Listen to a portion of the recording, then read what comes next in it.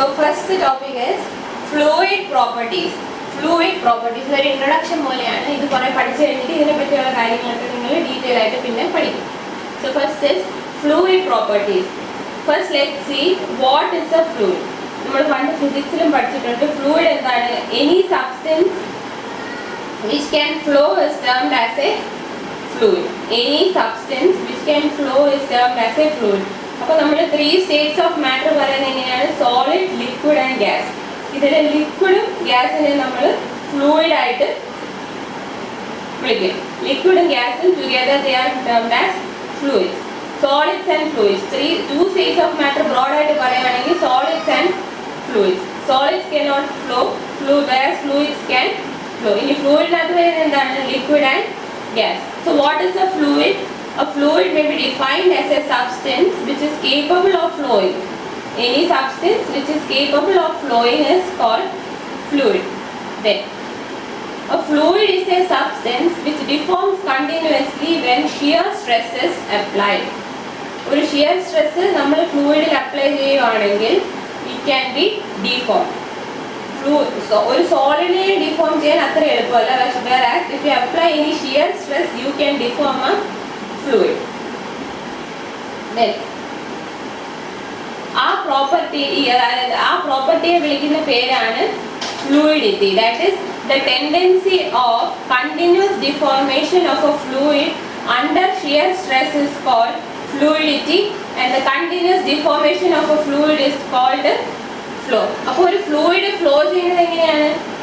Continuous ആയിട്ട് നമ്മളൊരു shear stress ഒരു ഫ്ലൂയിഡിൽ അപ്ലൈ ചെയ്തുകൊണ്ടിരിക്കുമ്പം ആ ഫ്ലൂയിഡിന് ഒരു കണ്ടിന്യൂസ് ഡിഫോർമേഷൻ ടെൻഡൻസി ഉണ്ട്.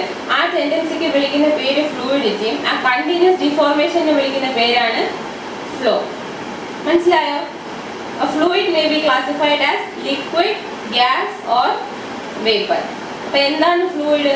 Any substance which is capable of flowing is termed as a fluid. അപ്പോൾ ഫ്ലൂയിഡ് എങ്ങനെയാണ് ഡിഫോർമേഷൻ വരുന്നത്? If a fluid is a substance which deforms when you continuously apply a shear stress, and this tendency of continuous deformation of a fluid is called fluidity, and continuous deformation of fluid എന്ന് പറയുന്നതാണ് flow. ആ tendency of deformation നെ fluidity എന്ന് വിളിക്കും. ആ ഡിഫോർമേഷനെ continuous deformation process നെ വിളിക്കുന്ന പേരാണ് flow. And fluids are classified as liquid, gas and vapor. Fluids are classified as liquid, gas and vapor.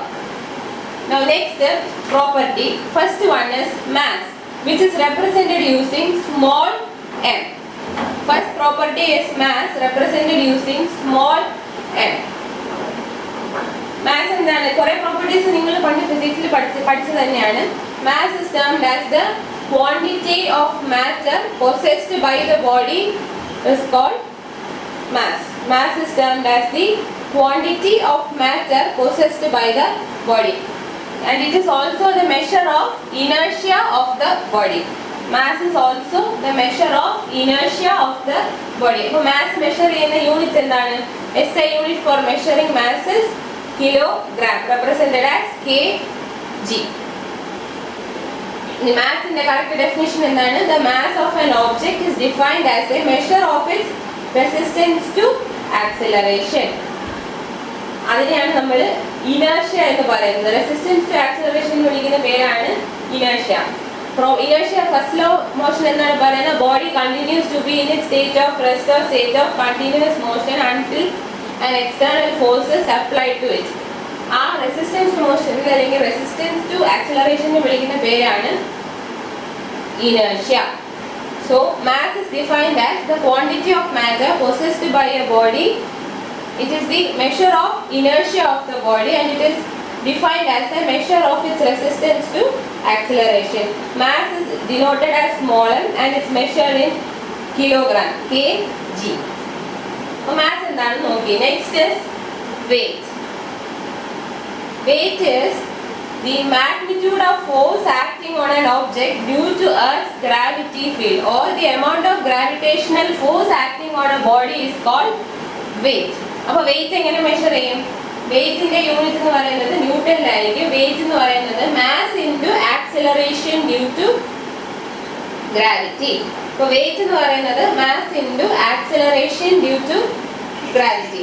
അപ്പോൾ വെയിറ്റ് എന്ന് പറയുന്നത് എന്തായിരിക്കും? It is the amount of gravitational force acting on an object or a body. The weight of an object is the magnitude of force acting on the object due to Earth's gravity field. SI unit for measuring weight is Newton. SI unit for measuring weight is Newton. ചില കേസസിൽ നിങ്ങൾ kilogram force എന്ന വെയിറ്റിനെ കാണും. അതിന്റെ അർത്ഥം എന്താ? നമ്മളിപ്പോൾ weight consider ചെയ്യുവാണെങ്കിൽ weight will be proportional to mass. Weight എങ്ങനെയാണ്? Weight is equal to mass into acceleration due to gravity. Mass of a body, if mass of a body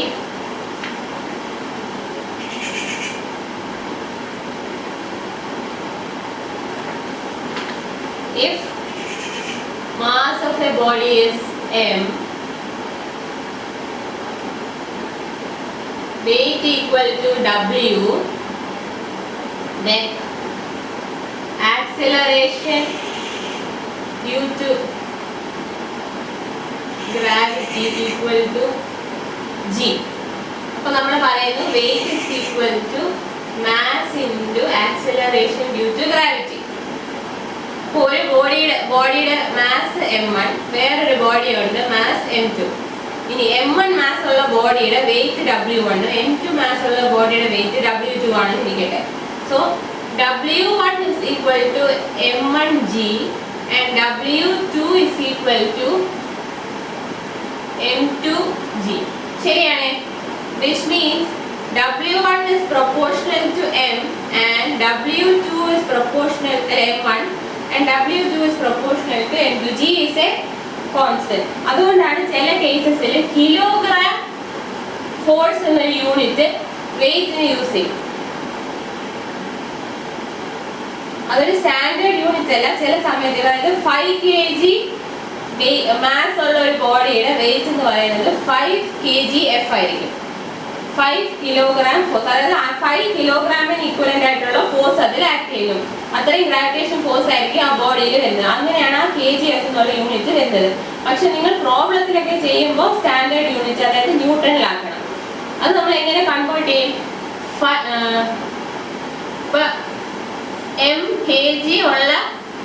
m kg mass ഉള്ള ഒരു ബോഡിയുടെ wait എന്ന് പറയുന്നത് m kgf or m into g Newton.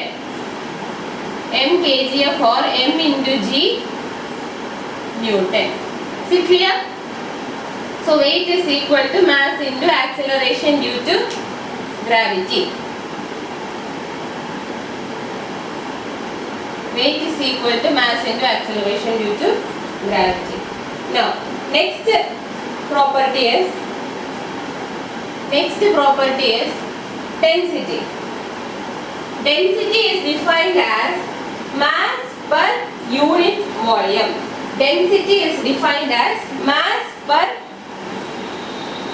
unit volume. അപ്പോൾ ഡെൻസിറ്റിയുടെ unit എങ്ങനെയായിരിക്കും? Mass by volume ആണ് density. അപ്പോൾ യൂണിറ്റ് എങ്ങനെയായിരിക്കും? മാസിന്റെ സ്റ്റാൻഡേർഡ് യൂണിറ്റ് കിലോഗ്രാം, വോളിയത്തിന്റെ standard unit metre cube or cubic meter. So density is equal to mass by volume. Unit will be kilogram per meter cube. But density എന്ന് പറഞ്ഞു കഴിഞ്ഞാൽ it is always mass by volume. Density എന്ന് പറഞ്ഞു കഴിഞ്ഞാൽ it is always mass by volume. So waterന്റെ density എത്രയാണ്? 1000 kilogram per meter cube or 1 gram per centimeter cube. That will be the density of water. Next property is specific weight. Next property is specific weight. Specific weight is defined as weight of the fluid per unit volume.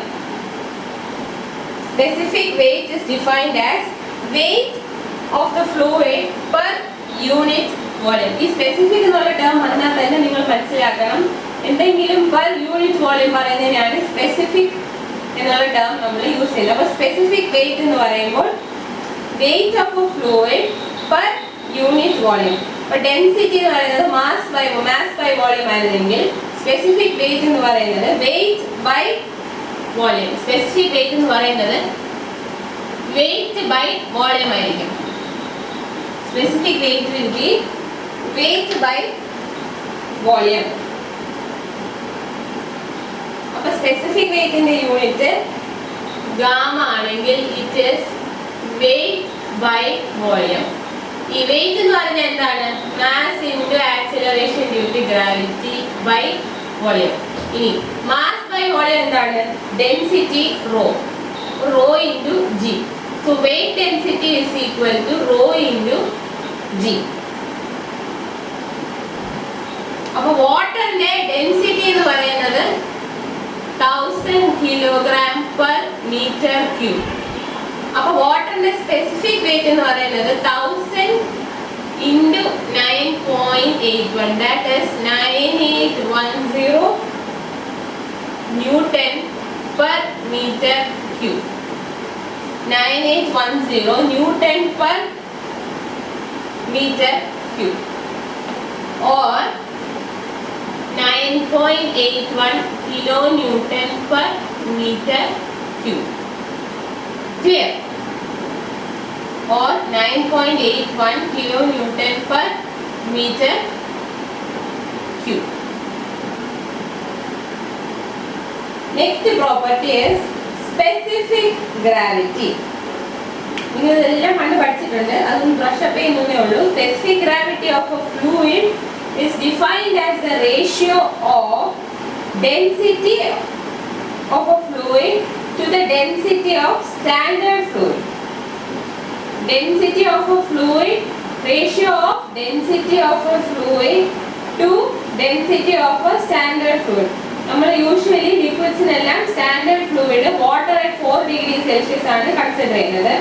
അതുപോലെ തന്നെ ഗ്യാസസിന്റെ specific ഗ്രാവിറ്റിക്ക് ആണെങ്കിൽ എയറിനെ ആയിരിക്കും standard fluid ആയിട്ട് consider ചെയ്യുന്നത്, air at same temperature. ലിക്വിഡ്സിന്റെ കേസിൽ സ്റ്റാൻഡേർഡ് ഫ്ലൂയിഡ് എന്ന് പറയുന്നത് വാട്ടർ അറ്റ് 4 ഡിഗ്രി സെൽഷ്യസും ഗ്യാസസിന്റെ കേസിൽ സ്റ്റാൻഡേർഡ് ഫ്ലൂയിഡ് എന്ന് പറയുന്നത് air at the same temperature. And specific gravity is defined is denoted as small letter s. So specific gravity എന്താണ്? Specific gravity of a fluid is defined as the ratio of density of a fluid to the density of a standard fluid. അല്ലെങ്കിൽ ഇതിന് വേറൊരു definition നമ്മൾ പണ്ട് പഠിച്ചിട്ടുണ്ട്. It is the ratio of weight or mass of a fluid to the weight or mass of equal volume of water at 4 degree Celsius. അങ്ങനെ നമുക്ക് specific ഗ്രാവിറ്റിയെ define ചെയ്യാം. ഒന്നെങ്കിൽ നമുക്ക് എന്ത് പറയാം? Density of a fluid to density of standard liquid, density of a liquid to density of standard liquid, അല്ലെങ്കിൽ density of a fluid to density of a standard fluid. ലിക്വിഡ്സിന്റെ കേസിൽ സ്റ്റാൻഡേർഡ് ഫ്ലൂയിഡ് എന്ന് പറയുന്നത് വാട്ടർ അറ്റ് 4 ഡിഗ്രി സെൽഷ്യസും ഗ്യാസസിന്റെ കേസിലുള്ള standard fluid എന്ന് പറയുന്നത് air at the same temperature. So specific ഗ്രാവിറ്റിയുടെ formula എങ്ങനെയാണ്? Specific gravity of a liquid is equal to density of a liquid by density of water, or it is equal to specific weight of liquid by specific weight of water. Specific weight of liquid by specific weight of water, or density of liquid by density of water. Density of a liquid ആണ് rho, rho L. Density of water എന്ന് പറയുമ്പോൾ rho W. അപ്പോൾ എന്താണ്? അതിനെ തന്നെ നമുക്ക് specific weight ആയിട്ട് convert ചെയ്യുമ്പോൾ എങ്ങനെ വരും? റോ എൽ ഇൻറ്റു ജി ചെയ്യുമ്പോൾ സ്പെസിഫിക് വെയിറ്റ് ഓഫ് ലിക്വിഡ് ആവും, റോ ഡബ്ല്യു ഇൻറ്റു ജി ചെയ്യുമ്പോൾ സ്പെസിഫിക് വെയിറ്റ് ഓഫ് വാട്ടർ ആവും. അതുകൊണ്ടാണ് സ്പെസിഫിക് ഗ്രാവിറ്റി എന്ന് പറയുന്നത് ratio of either density of liquid to density of water, or ratio of specific weight of liquid to specific weight of water. അപ്പോൾ വാട്ടറിൻ്റെ ആണ് specific gravity consider ചെയ്യുന്നതെങ്കിൽ എന്തായിരിക്കും? ന്യൂമറേറ്ററും ഡിനോമിനേറ്ററും സെയിം ആയിരിക്കും. Density of water by density of water എന്ന് വരും. So specific gravity of water is 1. Specific gravity of water is 1. ഇന്നൊരു കാര്യം നിങ്ങൾ ഓർത്ത് വെക്കേണ്ടത്, സ്പെസിഫിക് ഗ്രാവിറ്റി എന്ന് പറയുന്നത് റേഷ്യോ ഓഫ് 2 സെയിം ക്വാണ്ടിറ്റീസ് ആണ്. സ്പെസിഫിക് ഗ്രാവിറ്റി എന്ന് പറയുന്നത് ratio of, it is a ratio of quotient of 2 same quantities. അതായത് specific weight of liquid by specific weight of water, അല്ലെങ്കിൽ density of liquid by density of water. Therefore specific gravity does not have a unit. Specific gravity does not have a unit. അതുപോലെ തന്നെ specific ഗ്രാവിറ്റിയുടെ definition എന്താണ്? Density of liquid by density of water, അല്ലെങ്കിൽ specific weight of liquid by specific weight of water. So if you know the specific gravity of a substance, if you know the specific gravity of a substance, meaning ഈ number specific gravity of a fluid നിങ്ങൾക്ക് അറിയാമെന്നുണ്ടെങ്കിൽ അതിനെ നിങ്ങൾ density of water കൊണ്ട് multiply ചെയ്ത് കഴിഞ്ഞാൽ you will get the density of fluid. If you are given specific gravity of a liquid, multiply it with the density of water to obtain the density of liquid. അല്ലെങ്കിൽ if you have a specific gravity, if you multiply specific gravity of the fluid with the specific gravity of water, the product obtained will be specific weight of water കൊണ്ട് specific gravity of liquid നെ multiply ചെയ്ത് കഴിഞ്ഞാൽ you will get specific weight of liquid. അപ്പോൾ S ഉം rho W ഉം തന്നിട്ടുണ്ടെങ്കിൽ rho എത്രയായിരിക്കും? rho is equal to S into rho W. Rho means rho, അതായത് density of the fluid will be equal to specific gravity of the fluid into density of water. Next property is surface tension. Surface tension is the magnitude of tensile force exerted per unit length of free liquid surface. അപ്പം ഡെഫിനിഷനിൽ നിന്ന് തന്നെ വളരെ clear ആണ്. Surface tension എന്ന് പറയുന്നത് free liquid സർഫസിൽ act ചെയ്യുന്ന ഒരു ഫോഴ്സ് ആണ്. എന്ത് ടൈപ്പ് ഫോഴ്സ് ആണ്? It is A tensile force. So surface tension is defined as, or it is the magnitude of tensile force exerted per unit length of free liquid surface. Surface tension is the magnitude of tensile force exerted per unit length of free liquid surface, and it is denoted by sigma. It is denoted by sigma. അപ്പോൾ unit എങ്ങനെ വരും? ഡെഫിനിഷനിൽ തന്നെ പറയുന്നുണ്ട് tensile force exerted per unit length. അപ്പോൾ ഫോഴ്സിന്റെ unit newton, ലെങ്ത്തിന്റെ unit meter. Therefore surface tension unit will be Newton per meter. അതായത് tensile force per unit length. നമ്മൾ ഓരോ പ്രോപ്പർട്ടീസോ അല്ലെങ്കിൽ ഓരോ ക്വാണ്ടിറ്റീസോ ഓരോ ടേംസും പഠിക്കുമ്പോൾ അതിന്റെ യൂണിറ്റും കൂടെ തന്നെ പഠിച്ചു പോകണം. Units are very very important. Next is capillary effect or meniscus effect. Capillary effect or meniscus effect. Any liquid between contact surfaces attains a curved surface, and this curved surface of the liquid is called meniscus. അതായത് നിങ്ങൾ ഒരു ഗ്ലാസ്സിലോ ഒരു ജാറിലോ വെള്ളം ഒഴിക്കുമ്പോൾ നിങ്ങൾക്ക് കാണാം top surface will be A curved surface. ആ curved surfaceനെ വിളിക്കുന്ന പേരാണ് meniscus. Any liquid between contact surfaces attains curved surface, and this curved surface of liquid is called meniscus. ഇനി മെനിസ്കസിന് രണ്ട് ഷേപ്പ് ആകാം. One is concave meniscus and the other one is convex meniscus. A meniscus can be either concave or convex. Now, the condition for the various shapes is if cohesion is less than adhesion. If cohesion is less than adhesion, that is adhesion ആണ് cohesionേക്കാളും ഉള്ളതെങ്കിൽ meniscus will be concave in shape. You will be getting a concave meniscus. Whereas if cohesion is more than adhesion, meniscus will be convex. Adhesion കൂടുതലാണെങ്കിൽ concave meniscus, cohesion കൂടുതലാണെങ്കിൽ convex meniscus. Adhesion ആണ് കൂടുതലെങ്കിൽ concave meniscus, cohesion ആണ് കൂടുതലെങ്കിൽ convex meniscus. Alphabetical orderൽ ഓർത്ത് വെക്കാം. ഇനി capillarity എന്താണ് നോക്കാം. So capillarity is the phenomena by which liquids will rise or fall in a small tube of diameter dipped in them. Such narrow tubes or confined flow channels are called capillaries. നമ്മൾ ഒരു ചെറിയ tube diameter, അത് വളരെ കുറച്ച് diameter ഉള്ള ഒരു ട്യൂബിനെ ഒരു ലിക്വിഡിലോട്ട് നമ്മൾ ഡിപ്പ് ചെയ്യണം. ഡിപ്പ് ചെയ്ത് കഴിയുമ്പോൾ ആ ലിക്വിഡ് ആ ട്യൂബിനകത്തോട്ട് എൻ്റർ ചെയ്യും. എൻ്റർ ചെയ്തതിന് ശേഷം ആ ട്യൂബിനകത്ത് ലിക്വിഡ് റൈസ് ചെയ്യുകയോ ഫോൾ ചെയ്യുകയോ ചെയ്യും. ആ ഫിനോമിനയ്ക്ക് വിളിക്കുന്ന പേരാണ് കാപ്പിലറി. Capillarity. Capillarity എന്താണ്? Capillarity is a phenomena by which liquids will rise or fall in a tube of small diameter dipped in them. If you have a tube of small diameter dipped in a liquid, you can see that the liquid level will either rise or fall. ഈ rice ചെയ്യുന്ന പറയുന്നത് convex meniscus വരുമ്പോഴും fall ചെയ്യുന്നതെന്ന് പറയുന്നത് concave meniscus വരുന്നത്. അതായത് cohesion ആണ് കൂടുതലെങ്കിൽ liquid will rise. So you can see a convex meniscus. Adhesion ആണ് കൂടുതലുണ്ടെങ്കിൽ liquid level fall ചെയ്യും ട്യൂബിലാണ്. അപ്പോൾ നമുക്ക് concave meniscus കിട്ടും. Next property is vapor pressure. Next property is vapor pressure. All liquids have a tendency to vaporize, and the change from liquid phase to gaseous phase is called vaporization. Vaporization is the process of change from liquid phase to gaseous phase. ആ പ്രോസസ്സിനെ വിളിക്കുന്ന പേരാണ് vaporization. ഈ vaporization നടക്കുന്ന സമയത്ത് escape ചെയ്യുന്ന vapour molecules liquid സർഫസിൽ ഒരു pressure exert ചെയ്യും. ആ പ്രഷറിനെ വിളിക്കുന്ന പേരാണ് vapour pressure. The pressure exerted by the escaped vapor molecules on the liquid surface is called vapor pressure of liquid.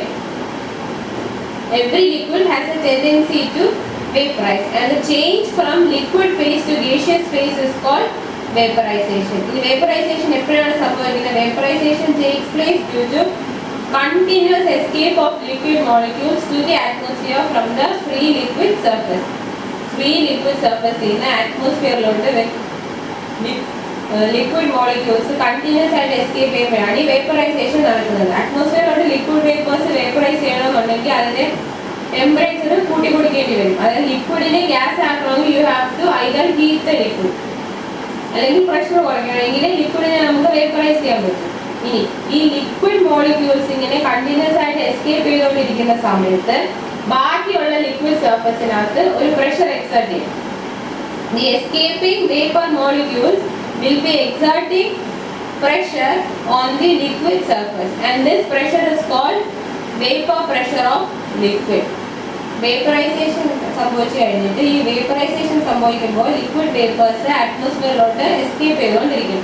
Escape ചെയ്തുകൊണ്ടിരിക്കുന്ന സമയത്ത് ലിക്വിഡ് സർഫസിൽ ഒരു പ്രഷർ എക്സർട്ട് ചെയ്യും. ആ പ്രഷറിനെ വിളിക്കുന്ന പേരാണ് vapour pressure of liquid. Now next property is viscosity. Simply നമ്മൾ എന്താ viscosity എന്ന് പറഞ്ഞാൽ it is the resistance to flow. Simple terms ൽ പറയുകയാണെങ്കിൽ viscosity is the resistance to flow. Viscosity is a property of the fluid by virtue of which fluid offers resistance against flow or shear deformation. നമ്മൾ ഒരു continuous shear force apply ചെയ്തുകൊണ്ടിരിക്കുമ്പോൾ ഒരു ഫ്ലൂയിഡിന് എന്ത് സംഭവിക്കുന്നു? Deformation സംഭവിക്കുന്നു. അപ്പോൾ എന്താണ്? ഒരു ഫ്ലൂയിഡിൽ നമ്മൾ ഷിയർ സ്ട്രെസ് അപ്ലൈ ചെയ്തുകൊണ്ടിരിക്കുമ്പോൾ ആ ഫ്ലൂയിഡിന് ഡിഫോർമേഷൻ ഉണ്ടാവും. ഈ ഉണ്ടാവുന്ന ഡിഫോർമേഷനെ വിളിക്കുന്ന പേരാണ് ഫ്ലോ. ആ ടെൻഡൻസി ഓഫ് കണ്ടിന്യൂസ് ഡിഫോർമേഷനെ ഫ്ലൂയിഡിറ്റി എന്നും കണ്ടിന്യൂസ് ഡിഫോർമേഷനെ നമ്മൾ ഫ്ലോ എന്ന് വിളിക്കും. അതാണ് നമ്മൾ ഫ്ലൂയിഡിന്റെ ഡെഫിനേഷനിൽ പഠിച്ചത്. അപ്പോൾ ഒരു ഷിയർ ഫോഴ്സ് അപ്ലൈ ചെയ്യുമ്പോൾ അതിനെ റെസിസ്റ്റ് ചെയ്യാൻ, അതായത് ഒരു ഷിയർ ഫോഴ്സിനെ അപ്ലൈ ചെയ്യുമ്പോൾ അതിനെ റെസിസ്റ്റ് ചെയ്യാൻ ഒരു പ്രോപ്പർട്ടി ഫ്ലൂയിഡ്സിന് കാണും. ആ പ്രോപ്പർട്ടിക്ക് വിളിക്കുന്ന പേരാണ് viscosity. Viscosity is the property of fluid by virtue of which fluid offers resistance against the flow or shear deformation. Flow അല്ലെങ്കിൽ shear deformation കൊടുക്കുന്ന റെസിസ്റ്റൻസിനെ വിളിക്കുന്ന പേരാണ് viscosity. അതിനാണ് നമ്മൾ സിമ്പിൾ ടേംസിൽ പറയുന്നത് resistance to flow is termed as viscosity. Now, viscosity offers resistance to the movement of one layer of fluid over an adjacent layer. Viscosity കാരണം എങ്ങനെയാണ് resistance വരുന്നത്? Resistance between movement of one layer of fluid over an adjacent layer, and also it is a measure of intermolecular friction, that is internal fluid friction, due to which there is a resistance to flow. Hence, viscosity is a measure of fluids resistance to flow. അതാണ് viscosity. Next property is compressibility. Next property is compressibility. Compressibility is the property of fluid by virtue of which fluids undergo a change in volume under the action of external pressure. ഒരു ഫ്ലൂയിഡിൽ ഒരു external pressure apply ചെയ്യുമ്പോൾ അല്ലെങ്കിൽ ഒരു external pressure ഒരു ഫ്ലൂയിഡിൽ act ചെയ്യുമ്പോൾ some fluids have a tendency to undergo a change in volume. അങ്ങനെ ഒരു ചേഞ്ച് ഇൻ വോളിയം സംഭവിക്കുമെങ്കിൽ അങ്ങനെയുള്ള പ്രോപ്പർട്ടി ഉള്ള ഫ്ലൂയിഡ്, ആ ഒരു പ്രോപ്പർട്ടിക്ക് വിളിക്കുന്ന പേരാണ് കംപ്രസിബിലിറ്റി. എന്താണ് compressibility? Compressibility is the property of a fluid by virtue of which fluids undergo change in volume under the action of external pressure. Under the action of external pressure, if fluids undergo change in volume, this property is termed as compressibility. Compressibility is a measure of elasticity of fluids. The measure of compressibility of fluid is known as bulk modulus of elasticity. നിങ്ങൾ MOS പഠിച്ചതാണ് bulk modulus. അത് തന്നെയാണ് ഇവിടെയും പറയുന്നത്. The measure of compressibility of fluid is known as bulk modulus.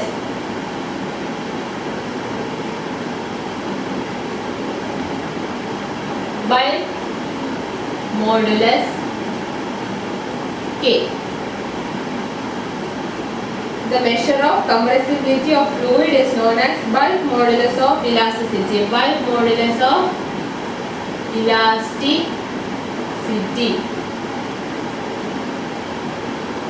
Okay. So compressibility is the reciprocal of bulk modulus of elasticity. Compressibility എന്ന് പറയുന്നത് reciprocal of bulk modulus of elasticity. അതായത് compressibility is equal to 1 by K. ഇനി bulk modulus K എന്ന് പറയുന്നത് minus of dP by dV by d.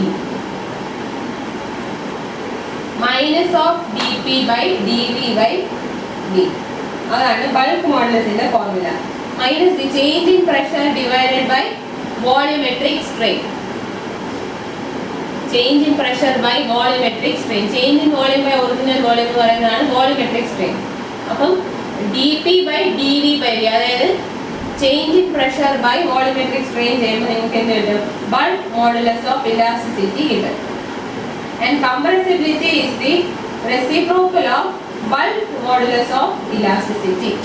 Compressibility is the reciprocal of bulk modulus of elasticity. Clear? എന്തെങ്കിലും doubt ഉണ്ടെങ്കിൽ ചോദിക്കാം.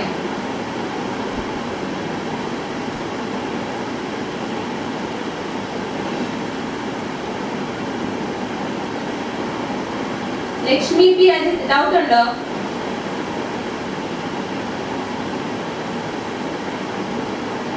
Clear അല്ലേ? പറയുന്നത് clear ആയിട്ട് കേൾക്കാമോ? ബോർഡൊക്കെ കാണാമോ? ഓക്കെ, ഡൗട്ട് ഉണ്ടെങ്കിൽ നിങ്ങൾ ചോദിച്ചാൽ മതി കേട്ടോ.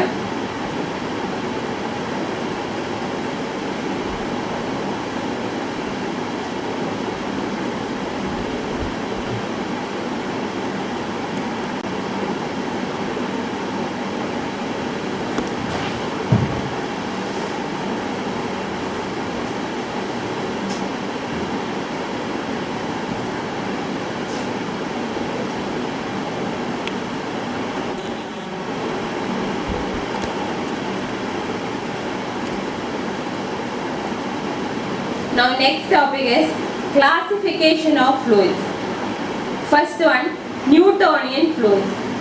Newton's law of viscosity obey ചെയ്യുന്ന ഫ്ലൂയിഡ്സിനെയാണ് ന്യൂട്ടോണിയൻ ഫ്ലൂയിഡ്സ് എന്ന് വിളിക്കുന്നത്. Here Newton's law of fluid പറയുന്നത് എന്താണെന്ന് വെച്ചാൽ shear stress is directly proportional to the rate of shear strain or velocity gradient.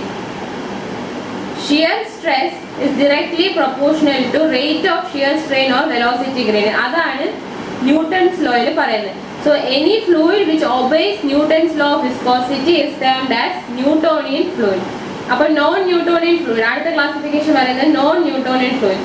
Non Newtonian fluids are those fluids which do not obey Newton's law of viscosity. That is Fluids for which the shearing stress is not linearly related to rate of shearing strain are designated as non-Newtonian fluids. അപ്പോൾ Newtonian fluid എന്ന് പറഞ്ഞാൽ any fluid which obeys Newton's law of viscosity, whereas non-Newtonian fluids are any fluid which do not obey Newton's law of viscosity. ഇനി non-Newtonian fluids can be again classified as pseudoplastics, dilatant and Bingham plastics. Non-Newtonian fluidsനെ നമുക്ക് വീണ്ടും classify ചെയ്യാം pseudoplastics, dilatant and Bingham plastic. ഇനി pseudoplasticsനെ വിളിക്കുന്ന പേരാണ് shear thinning fluids, dilatantനെ shear thickening fluids, പിന്നെ Bingham plasticsനെ ideal plastics എന്നും വിളിക്കും. Now let's see what are each of these. Fluids for which flow behavior index is less than unity are called pseudoplastic. Flow behavior index n 1-നേക്കാളും കുറവാണെങ്കിൽ pseudoplastics എന്ന് വിളിക്കും. ഇനി flow behaviour index 1-നേക്കാളും കൂടുതലാണെങ്കിൽ നമ്മൾ അതിനെ ഡൈലേറ്റന്റ് എന്ന് വിളിക്കും. 1-നേക്കാളും കുറവാണെങ്കിൽ shear thinning fluids or pseudoplastic, 1-നേക്കാളും മേലാണെങ്കിൽ ഡൈലേറ്റന്റ് അല്ലെങ്കിൽ ഷിയർ തിക്കനിങ് ഫ്ലൂയിഡ്സ് എന്ന് വിളിക്കും. Bingham plastic is neither a fluid nor a solid. Bingham plastic എന്ന് പറയുന്നത് it is neither a fluid nor a solid and it is a substance which indicates no deformation. Bingham plastic ആകുമ്പോൾ അതിൽ ഡിഫോർമേഷനെ ഉണ്ടാകത്തില്ല when stressed up to a certain limit, which is called yield stress, and beyond that limit it behaves like a Newtonian fluid.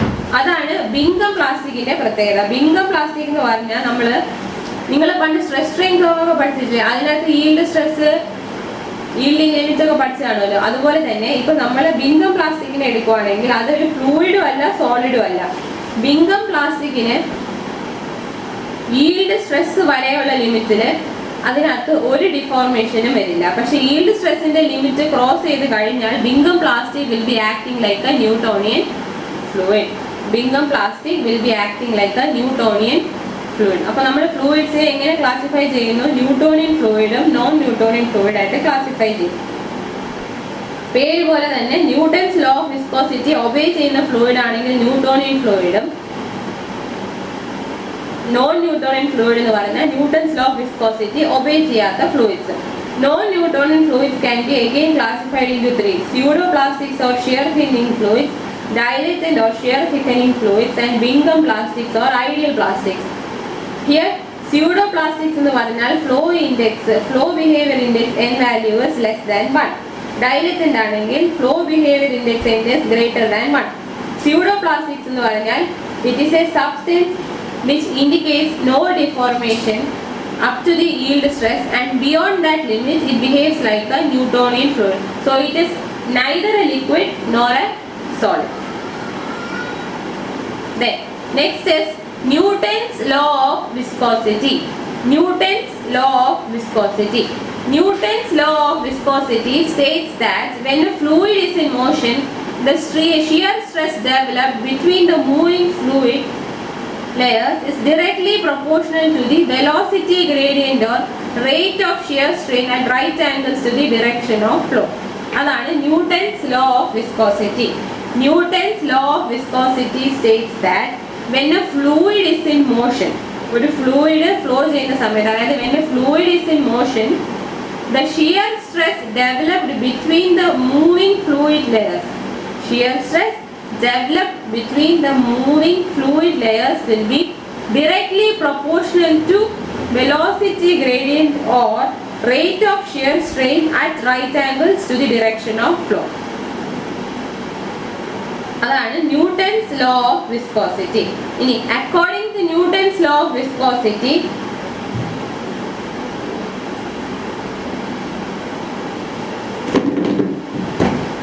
according to Newton's law of viscosity, tau is equal to mu into du by dy. അതായത് shear stress developed is directly proportional to velocity gradient or rate of shear stress. Velocity gradient and du by dy. So tau is proportional to du by dy, or tau is equal to mu into du by dy. അപ്പോൾ ഇതിൽ നിന്ന് mu എന്തായിരിക്കും? Mu is equal to tau divided by du by dy. മ്യൂവിനെ വിളിക്കുന്ന പേരാണ് dynamic viscosity.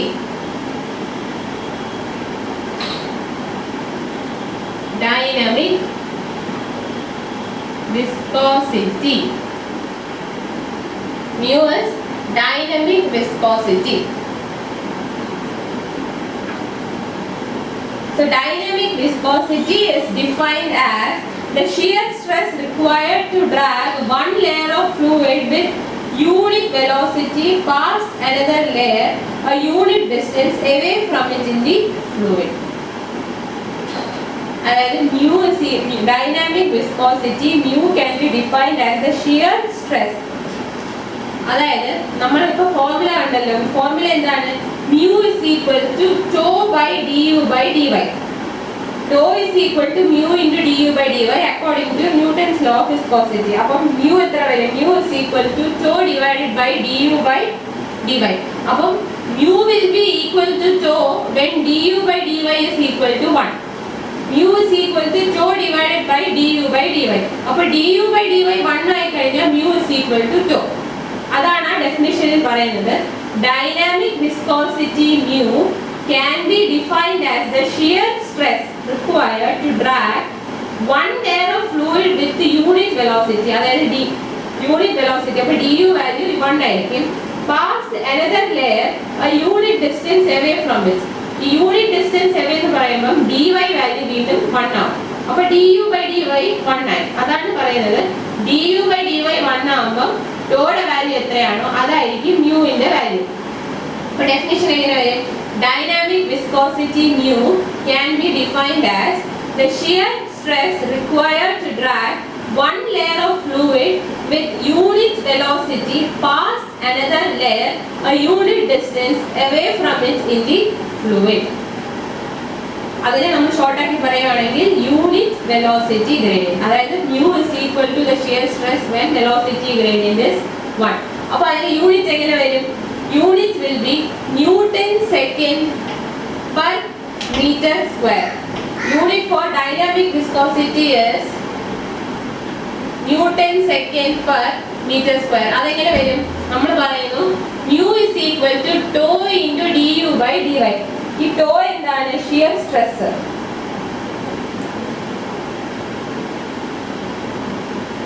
To എന്ന് പറയുന്നത് shear സ്ട്രെസ്സും du by dy velocity. അപ്പൊ യൂണിറ്റ് എങ്ങനെ വരും? Newton second per metre square എന്ന് വരും. Newton second per metre square വരും unit. Or newton second per metre square is also called pascal second. അതായത് ന്യൂട്ടൺ പെർ മീറ്റർ സ്ക്വയർ എന്ന് പറയുമ്പോൾ പ്രഷറായി. അതുകൊണ്ടാണ് ന്യൂട്ടൺ സെക്കൻഡ് പെർ മീറ്റർ സ്ക്വയറിനെ നമ്മൾ പാസ്കൽ സെക്കൻഡ് എന്ന് പറയുന്നത്. So unit of dynamic viscosity is Newton second per meter square or Pascal second. പക്ഷേ ഇതിനെ നമ്മൾ മ്യൂവിന്റെ യൂണിറ്റ് സാധാരണ ഡെപിക്ട് ചെയ്യുന്നത് പോയിസ് എന്ന ടേംസിലായിരിക്കും. And 1 poise is equal to 1/10 Newton second per meter square. അപ്പോൾ dynamic viscosity of water is 0.01 poise. Dynamic viscosity of water is 0.01 poise. അത് നിങ്ങൾ അറിഞ്ഞിരിക്കേണ്ട ഒരു വാല്യൂ ആണ്. Dynamic viscosity of water 0.01 poise. Dynamic viscosity usually represent ചെയ്യുന്നത് പോയിസിന്റെ ടേംസിലാണ്. Standard unit for dynamic viscosity is Pascal second or Newton second per meter square, and 1 poise is equal to 0.1 Newton second per meter square or 1/10 Newton second per meter square. And dynamic viscosity of water is 0.01 poise. Next term or the last proper term is kinematic viscosity mu. Kinematic viscosity mu. It is the ratio of dynamic viscosity of a fluid to its mass density. Ratio of dynamic viscosity to mass density. Mass density തന്നെയാണ് നമ്മൾ സാധാരണ പറയുന്ന density. Mass density എന്ന് പറയുമ്പോൾ mass per unit volume. So ratio of dynamic viscosity to density is known as mu. അപ്പോൾ kinematic viscosity is mu by rho. ആ നോട്ടിൽ ഒന്ന് കറക്റ്റ് ചെയ്തേക്കണം. Kinematic viscosity mu is equal to mu by rho. അതായത് dynamic viscosity divided by mass density. Mu is equal to mu by rho. Mu is equal to mu by rho. അതിനെ നമ്മൾ usually mu by rho unit വരുന്നത് metre square per second ആണ്. പക്ഷെ നമ്മൾ usually represent ചെയ്യുന്നത് സ്റ്റോക്കിലാണ്. Voice എന്ന് പറഞ്ഞ പോലെ ഇവിടെ സ്റ്റോക്കിലായിരിക്കും റെപ്രസെന്റ് ചെയ്യുന്നത്. 1 stock is equal to 1 centimetre square per second or 10 raised to minus 4 meter square per second. Centimeter square and meter square ആകണമെങ്കിൽ into 10 raised to minus 4. So 1 stock is equal to 1 centimeter square per second, that is 10 raised to minus 4 meter square per second. Kinematic viscosity of water is 0.01 stock. അത് നിങ്ങൾക്ക് ഓർത്ത് വയ്ക്കാൻ എളുപ്പമാണ്. Dynamic viscosity ആണെങ്കിൽ 0.01 പോയിസും kinematic viscosity of water ആണെങ്കിൽ 0.01 stock. So we'll stop today's class. Next we'll continue on Wednesday. Double hour ആണ്. നിങ്ങൾ ക്ലാസ്സിൽ വരുമ്പോൾ കയ്യിൽ ഒരു നോട്ട്ബുക്കോ അല്ലെങ്കിൽ പേപ്പറോ വെച്ചേക്കുന്നത് നല്ലതാണ്. പ്രോബ്ലം വരുമ്പോൾ ചെയ്ത് നോക്കാൻ. Okay, thank you all.